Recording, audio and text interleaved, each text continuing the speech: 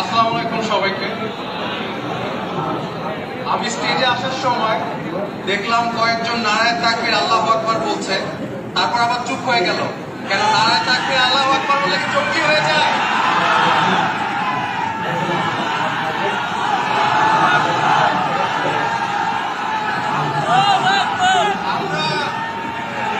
বড় আফসোস, আজ মুসলমান তাকবীর ভুলে গেছে।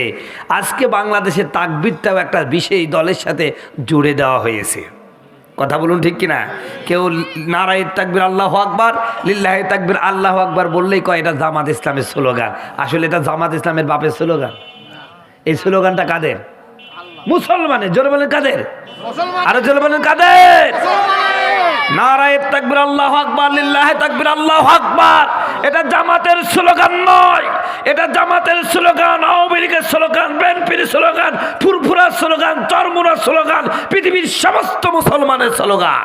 আল্লাহ বলছেন রব্বাকা ফাকাব্বির, তুমি তোমার রবের নামে তাকবীর দাও। কার কথা? আল্লাহ বলছেন তুমি তোমার রবের নামে তাকবীর দাও। নামাজে তাকবীরে তাহারিমা না বাঁধলে, তাকবীর না দিলে নামাজ হবে? নামাজের কয় ফরজ? ভিতর বাইরে কয় ফরজ? আপনি একজন বললেন আর বাদ বাকি কি করছে? আপনারা জানেন না নামাজের ভিতরে বাইরে কয় ফরজ? হায়রে মুসলমান, 13 ফরজ। 13 ফরজের মধ্যে 1 নাম্বার ফরজ ভিতরে কি? তাকবীরে তাহরিমা বলা, আল্লাহু আকবার বলে নামাজে দাঁড়া। আপনি যদি আল্লাহু আকবার বলে নামাজে না দাঁড়ান, নামাজ হবে? তো এই আল্লাহু আকবারটাই তো তাকবীর। আল্লাহু আকবারটা কি? এটাই তাকবীর। আর এই তাকবীরের যারা বিরোধিতা করে বলে এটা অমুক দলের তাকবীর, আল্লাহর কসম তুমি আল্লাহর তাকবীরকে ভাগ করে দিয়েছো।